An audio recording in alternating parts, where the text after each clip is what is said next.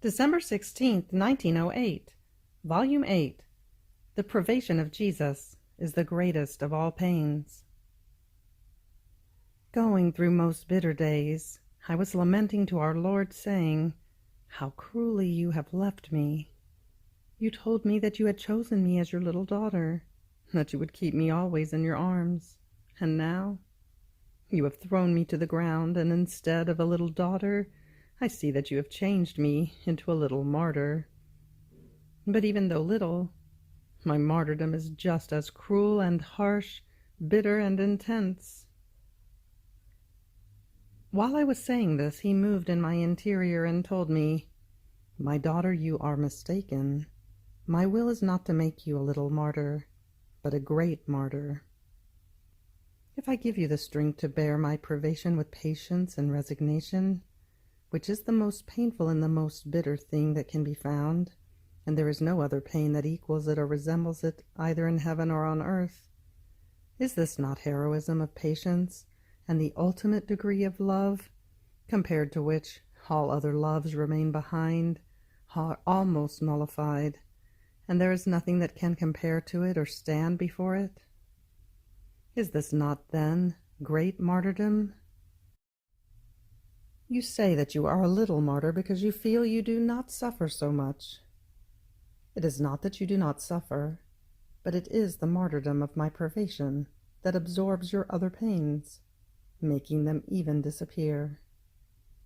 In fact, in thinking that you are without me, you neither bother about nor pay attention to your other sufferings, and by not paying attention to them, you reach the point of not feeling their weight. Therefore you say you do not suffer. And then I have not thrown you to the ground. Rather, I keep you more than ever clasped in my arms. Even more, I tell you that if to Paul I gave my efficacious grace at the beginning of his conversion, to you I give it almost continually. And this is the sign of it, that you continue in your interior everything that you used to do when I was with you almost continually, doing what now you seem to do by yourself. You're feeling all immersed in me and bound to me, always thinking of me even though you do not see me. This is not your own thing, nor an ordinary grace, but special and efficacious grace. And if I give you much, it is a sign that I love you much, and I want to be loved much by you. December 16th, 1922, Volume 15, On the Conception of the Eternal Word. I was thinking about the act in which the Eternal Word descended from heaven and was conceived in the womb of the Immaculate Queen, and from within my interior, my always lovable Jesus put out one arm, surrounding my neck, and in my interior told me, "My beloved daughter, if the conception of my celestial mamma was prodigious, and she was conceived in the sea which came out of the three divine persons, my conception was not in the sea that came out of us, but in the great sea which resided within us, our very divinity, which descended into the virginal womb of this virgin, and I was conceived." It is true that it is said that the Word was conceived, but my celestial Father and the Holy Spirit were inseparable from me. It is true that I had the acting role, but they were concurring. Imagine two reflectors, each one reflecting the same subject into the other. These subjects are three. The one in the middle takes on the operating, suffering, supplicating role. The other two are with it, concur with it, and are spectators. So I could say that one of the two reflectors was the Most Holy Trinity, and the other was my dear mamma. During the brief course of her life, by living always in my will, in her virginal womb she prepared for me the little divine ground in which I, eternal Word, was to clothe myself with human flesh, since I would never have descended into a human ground. And as the Trinity was reflected in her, I was conceived. So while that same Trinity remained in heaven, I was conceived in the womb of this noble queen. All other things, as great, noble, sublime, and prodigious as they may be, all remain behind, even the very conception of the Virgin Queen. There is not one thing, neither love nor greatness nor power, which can compare to my conception. Here it is not about forming a life, but about enclosing the life which gives life to all. Not about expanding, but about shrinking myself so that I might be conceived, and not in order to receive, but to give, the one who created everything, enclosing himself within a created and tiny little humanity.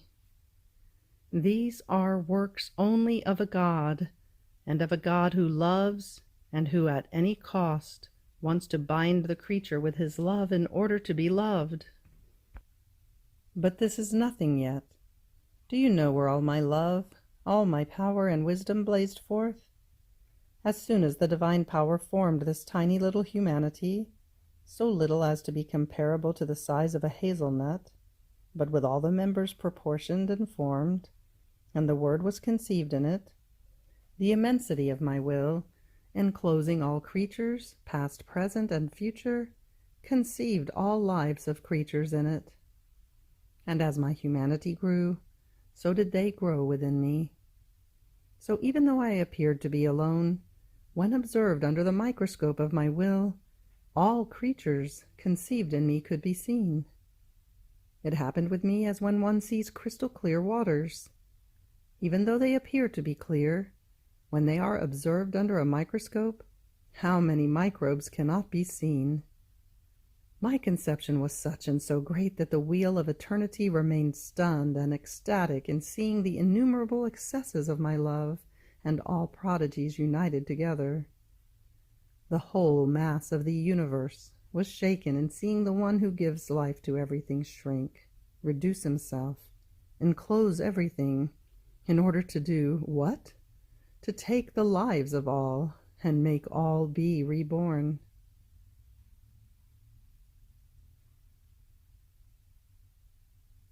December 16th, 1928, Volume 25. Speaking of the 9 excesses of Jesus in the Incarnation. Contentment of Jesus. His word is creation. Jesus sees the scenes of his love being repeated. Preludes of his kingdom. I was doing my meditation, and since today it was the beginning of the novena of baby Jesus, I was thinking about the 9 excesses of his incarnation that Jesus had narrated to me with so much tenderness, and that are written in the first volume. I felt great reluctance at reminding the confessor about this, because in reading them he had told me that he wanted to read them in public in our chapel. Now, while I was thinking of this, my little baby Jesus made himself seen in my arms, so very little, caressing me with his little tiny hands, and saying to me, "How beautiful is my little daughter! How beautiful! How I must thank you for having listened to me." And I, "My love, what are you saying? It is I who must thank you for having spoken to me, and for having given me with so much love, acting as my teacher, so many lessons that I did not deserve." And Jesus, "Ah, my daughter, to how many do I want to speak, and they do not listen to me, reducing me to silence and to suffocating my flames. So we must thank each other. You thank me, and I thank you. And then, why do you want to oppose the reading of the 9 excesses? Ah, you do not know how much life, how much love and grace they contain. You must know that my word is creation, and in narrating to you the 9 excesses of my love in the Incarnation, I not only renewed my love that I had in incarnating myself, but I created new love in order to invest the creatures and conquer them to give themselves to me. These 9 excesses of my love, manifested with so much love of tenderness and simplicity, formed the prelude of the many lessons I was to give you about my divine Fiat in order to form its kingdom. And now, by their being read, my love is renewed and redoubled. Don't you want, then, that my love, being redoubled, overflow outside and invest more hearts, so that as a prelude they may dispose themselves for the lessons of my will to make it known and reign? And I, my dear baby, I believe that many have spoken about your incarnation. And Jesus, yes, yes, they have spoken, but those have been words taken from the shore of the sea of my love. Therefore they are words that possess neither tendernesses nor fullnesses of life. But those few words that I have spoken to you, I have spoken from within the life of the font of my love, and they contain life, irresistible strength, and such tendernesses that only the dead will not feel themselves being moved to pity for me, tiny little one, who suffered so many pains even from the womb of the celestial Mamma. After this, the confessor was reading in the chapel the first excess of the love of Jesus in the Incarnation, and my sweet Jesus, from within my interior, pricked up his ears to listen. And drawing me to himself, he said to me, "My daughter, how happy I feel in listening to them! But my happiness increases in keeping you in this house of my will, as both of us are listeners. I of what I have told you, and you of what you have heard from me. My love swells, boils, and overflows. Listen, listen, how beautiful it is. The word contains the breath, and as it is spoken, the word carries the breath that, like air, goes around from mouth to mouth and communicates the strength of my creative word, and the new creation that my word contains descends into the hearts. Listen, my daughter. In redemption I had the cortege of my apostles, and I was in their midst, all love, in order to instruct them. I spared no toil in order to form the foundation of my church. Now, in this house, I feel the cortege of the first children of my will, and I feel my loving scenes being repeated in seeing you in their midst, all love, wanting to impart the lessons about my divine Fiat in order to form the foundations of the kingdom of my divine will. If you knew how happy I feel in seeing you speak about my divine volition, I anxiously await the moment when you begin to speak in order to listen to you and to feel the happiness that my divine will brings me. December 16th, 1929, Volume 27. How Jesus had need of nothing, possessing within himself the creative strength of all goods. How the divine volition is the bearer of all created things. The generative virtue. I was continuing my round in the divine Fiat to unite myself to all the acts done by it for love of us all, its creatures. But as I arrived at the point in which my lovable Jesus descended into the lowliness of the human acts, such as suckling the milk from his mamma, taking food, drinking water, and lowering himself even to work, I felt amazed in seeing that Jesus, by his nature, had need of nothing, because possessing with himself the creative strength of all goods, he could do without making use of the very things created by him. But while I was thinking of this, my sweet Jesus, making himself seen and heard in my interior, told me, "My daughter, you are right that I had need of nothing, but my love, having descended from the height of the heavens to the lowliness of the earth, could not remain quiet nor still. I felt the irresistible need to let my love out, and to love in those very acts that the creature did by necessity, while I did them to let my love run toward her, and so be able to say to her, 'See how much I have loved you. I wanted to descend into your littlest acts, in your necessities, in your work, in everything, to tell you that I love you, and give you my love, and receive your love. But do you want to know the primary reason for which I lowered myself so much in doing so many lowly and human acts? Necessity did not exist in me, but I did it in order to fulfill, in each act, the divine will.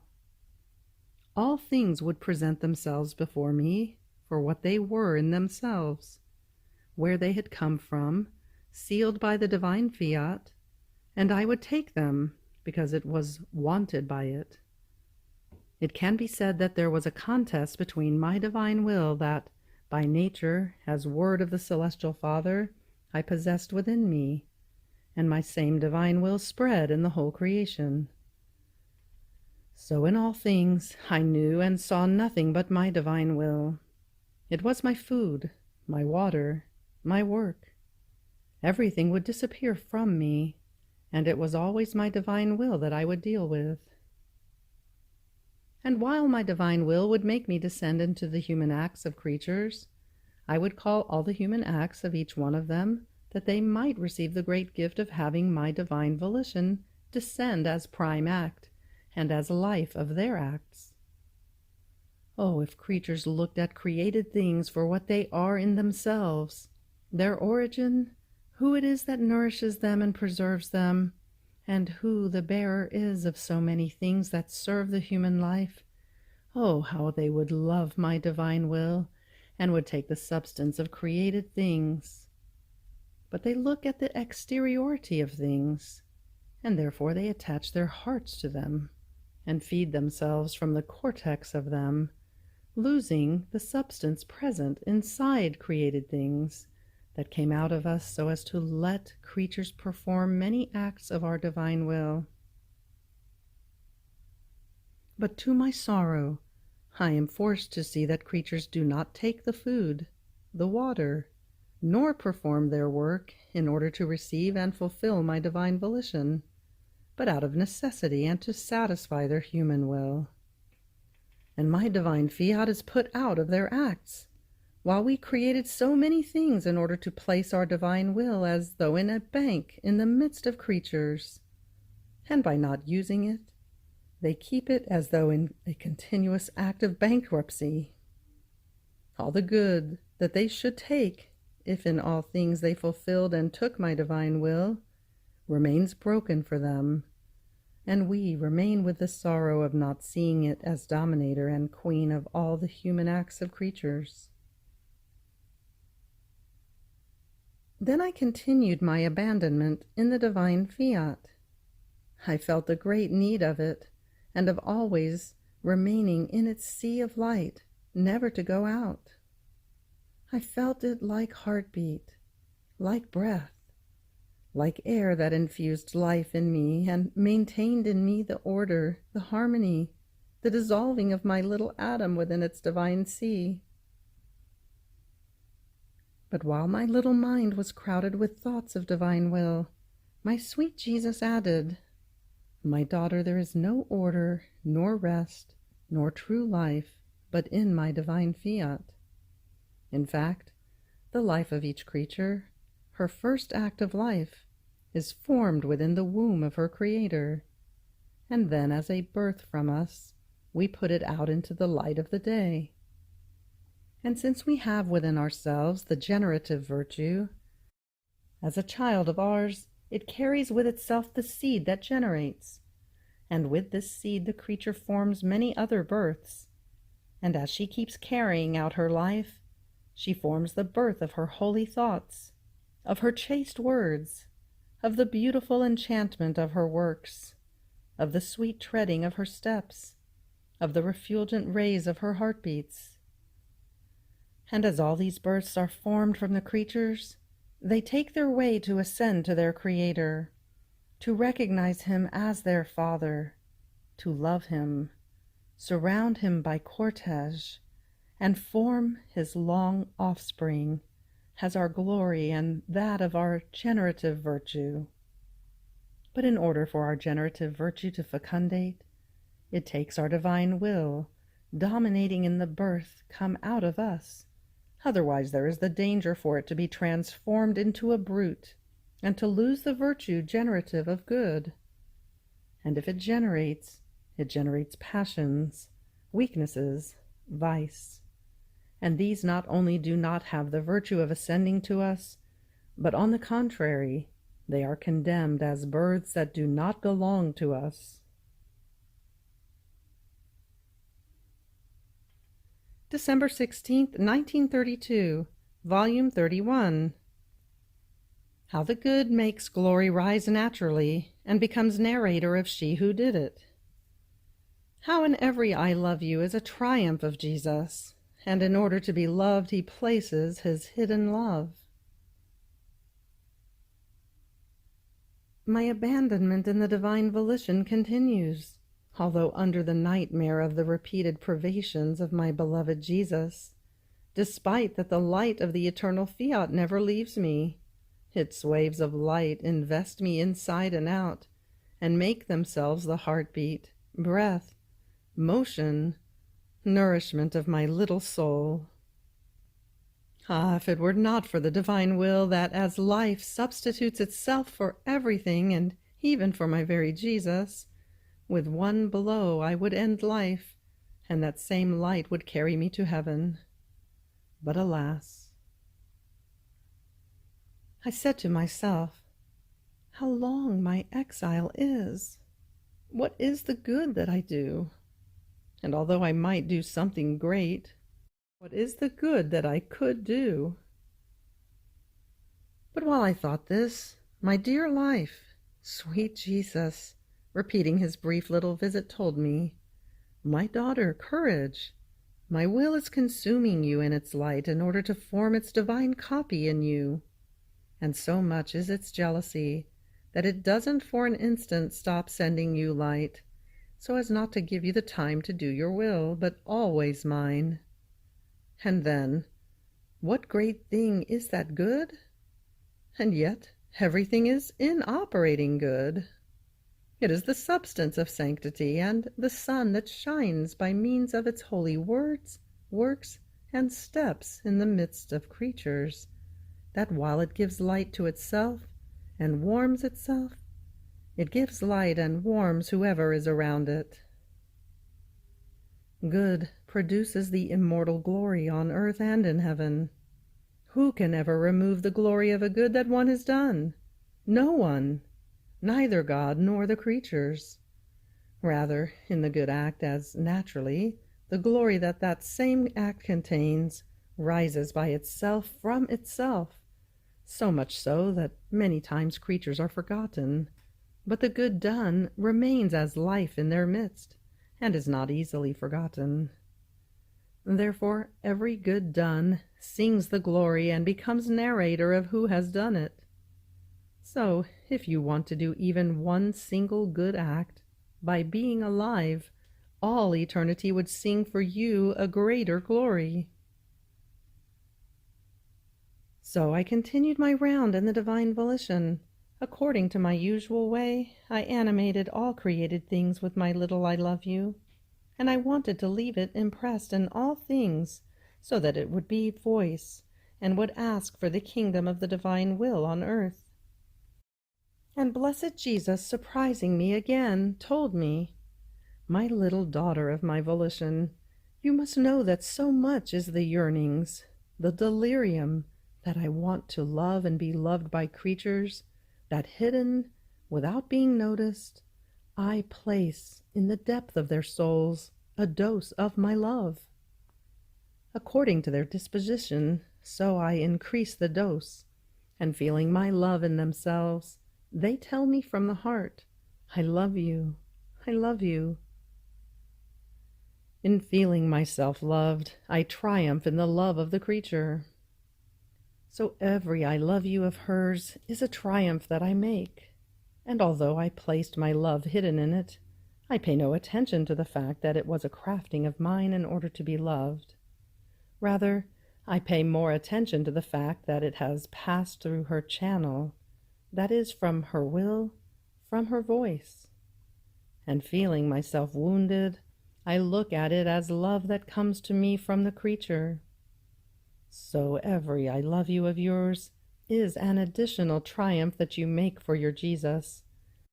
And since you seek to cover heaven and earth, animate inanimate things with your I love you, I look at everything dusted by the beauty of the love of the creature and remain enraptured.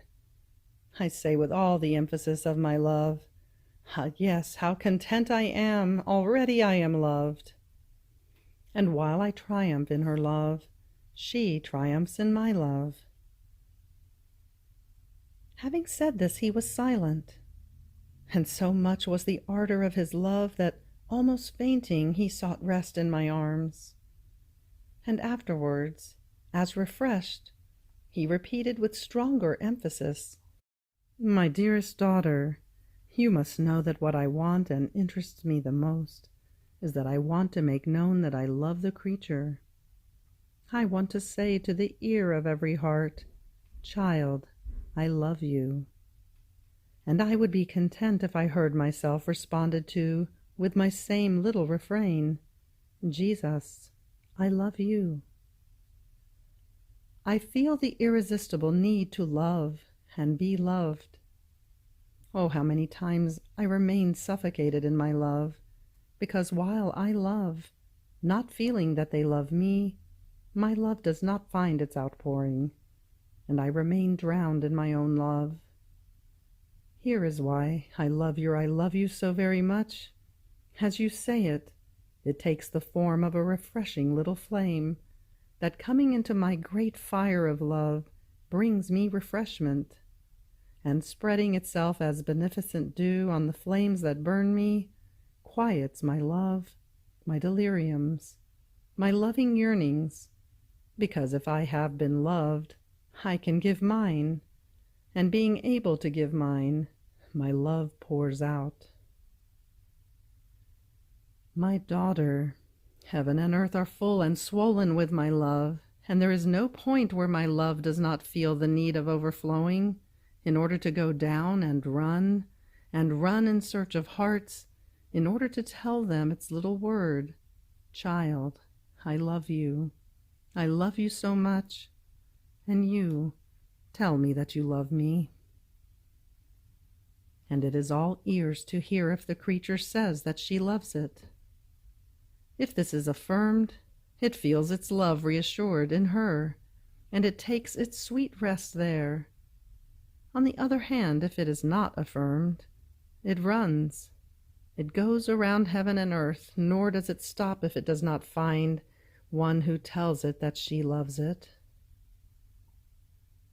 Now every I love you of the creature is an outlet to my love that, entering into mine, incorporates itself into my own love, and has the virtue of rending it, while it remains completely what it is. And forming fissures, it forms the way in order to pour out my love. But this love is then pure, when it is animated by my will. Do you see, therefore, what your long sing-song of your I love you is? These are so many outpourings that you give to your Jesus, and they call me to rest in your soul. Therefore I want you always to say your I love you to me. I want to see it in all the things that I have done for you. I love to always, always hear it. And when you do not say it to me, yearning I say, alas, not even the little daughter of my will gives me the continuous outlet in her little love. And I remain all afflicted, and I await your dear little refrain, I love you, I love you. Love me, my daughter, love me. Have pity on my wounded heart that yearns, is delirious and agonizing, asks for your love. And yearning, I embrace you. I clasp you strongly, strongly to my heart in order to let you feel how I burn with love, so that feeling my flames you would be moved to pity for me and love me.